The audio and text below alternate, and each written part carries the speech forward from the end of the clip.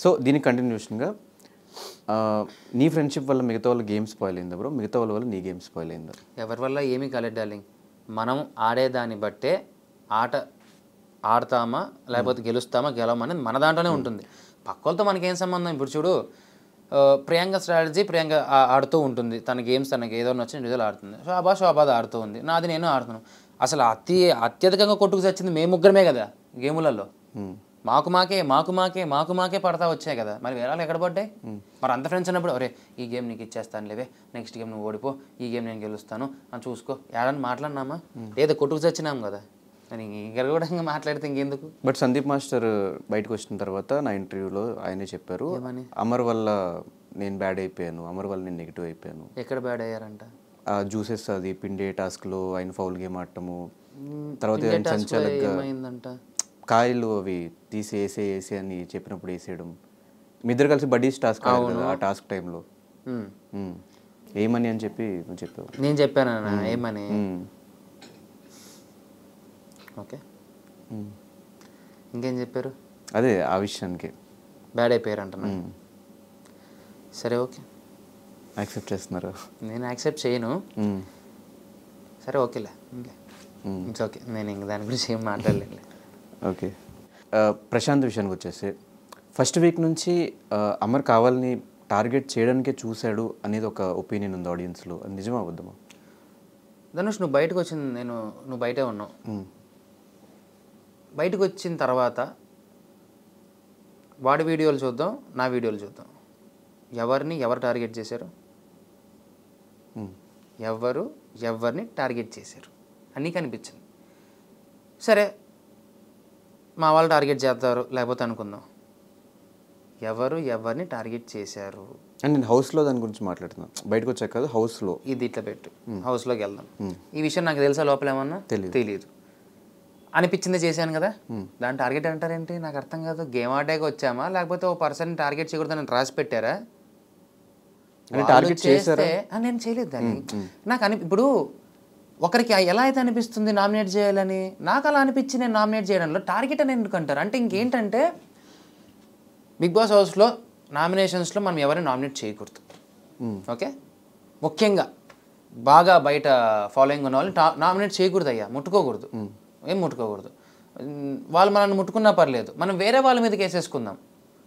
Nomination చేయడమే తప్పు. Nomination చేస్తే అది పెద్ద ప్రమాదకరం. ఇవన్నీ బయట మీరు సృష్టించుకున్నారు. నాకు లోపల అనిపించింది స్ట్రైట్ ఫార్వర్డ్, నేను వెళ్ళా, చేయాలనుకున్నా నామినేట్ చేశా, నేనేం చెప్పాలనుకున్నా అది చెప్పా. నాకేమన్నా తెలుసా మీరు బయట ఏమేం చేస్తున్నారనేది? నాకు లోపల నేను ఏ విధంగా ఉన్నానో, నాకు ఏం మాట్లాడాలనిపిస్తుందో, నా మనసుకి ఏది కలిగిందో నేను అదే చెప్పాను. As or good or bad, అది నీకు బయట బ్యాడ్ అనొచ్చు, నాకు అది గుడ్డే కదా.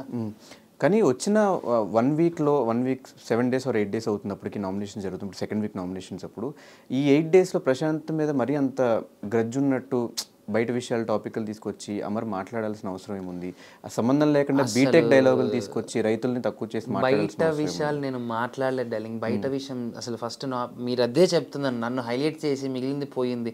అసలు బయట విషయం గురించి ఫస్ట్ మాట్లాడిందే గౌతమ్. ఒక్కసారి ఆ నామినేషన్స్ని మళ్ళీ చూస్తే పేమెంట్స్ గురించి ఆ మాట్లాడింది వాడి దాన్ని నేను జస్ట్ లింకప్ చేసి చెప్పానే తప్ప నేను చెప్పలే. నేను చెప్పని దానికి, నేను చెప్పిన దాన్ని కట్ చేసి దానికి వేరే తోక యాడ్ చేసి ఏమి చేశారయ్యా ఎడిటింగ్లో, మామూలుగా చేయలేదు. నేను చెప్పలేదు డార్లింగ్, అసలు దాని గురించి నేను తీయలేదు. ఫస్ట్ గౌతమ్ తర్వాత కదా నేను నామినేట్కి వెళ్ళాను. మరి గౌతమ్ ఏం చెప్పాడు? అంతకు ముందు వాళ్ళు ఏం చెప్పారు? మరి అవి చూడండి. మరి ఒక్క మోనోలాగ్ చెప్పానని చెప్పి దీని మీదే పెట్టేసి మిగతావన్నీ కింద పడేసి ట్రాష్ చేశారు కదా. మరి ఇవి చూడండి, ఇవి తిప్పి చూడండి, మిగిలిన వారు ఏమేమి చెప్పారు చూడండి. అరే అవునరా, మనకు అనిపించింది చెప్తాము, తప్పేముంది ధనుష్? నాకు అర్థం కావట్లేదు. నాకు అనిపించింది నామినేట్ చేసి చెప్తా, అది నాకున్న రైట్ కదా, అది నాకున్న హక్కు కదా.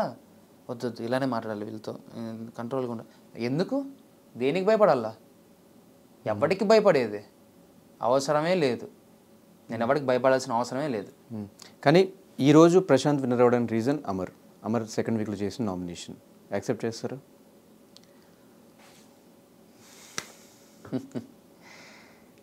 అంటే దీని గురించి ఇప్పుడు నాకు తెలియదు డార్లింగ్. ఇప్పుడు నేను చెప్పడం వల్ల వాడు అయ్యాడో నాకు అవన్నీ తెలియదు. ఇప్పుడు అది నేను చెప్పాను అనుకో, అవునో కాదో అంటాను అనుకో, కాదన్నానంటే ఇంకో రకంగా మాట్లాడతారు, అవుననంటే ఇంకో రకంగా మాట్లాడతారు. విన్నర్ అయ్యాడు కదా, హ్యాపీ ఉండని. నేను రన్నర్ అయ్యాను, నాకు ఇంకా హ్యాపీ. నిజం చెప్తున్నాను, ఇంత రిగ్రెట్ కూడా లేదు Dhanush. Really I met so many common people. నేను కొరియా వెళ్ళినప్పుడు కానీ, న్యూఢిల్లీ వెళ్ళినప్పుడు కానీ, ఎయిర్పోర్ట్స్లో, గోవాలో కానీ, ఎవ్రీ వన్ ఒక నార్మల్ కామన్ ఆడియన్, అంటే ఒక జనరల్ ఆడియన్, ఒక చిన్న పిల్లతో పాటు నేను ఏడిస్తే వాళ్ళు ఏడ్చారు. వాళ్ళు మాట్లాడిన మాటలు నిజంగా చెప్తాను, that is my winning thing. I don't want to wear any makeup, any things ఇలాంటివి మనకన్నీ నాకు అవసరం లేదు. నాకు నాలా ఉన్నాను, నాకు నాలా నేను మాట్లాడినాను. వాళ్ళ ఇంట్లో అందరికీ ఒక కొడుకులా నన్ను చూశారంట, ఒక పక్కింటి అబ్బాయిలా చూశారంట. ఇంత చాలు ధనుష్, ఐఎమ్ హ్యాపీ. నా వల్ల ఎవరికైనా మంచి జరిగితే అంతకన్నా కావాల్సింది ఏముంది? హ్యాపీ. అండ్ శివాజీ గారు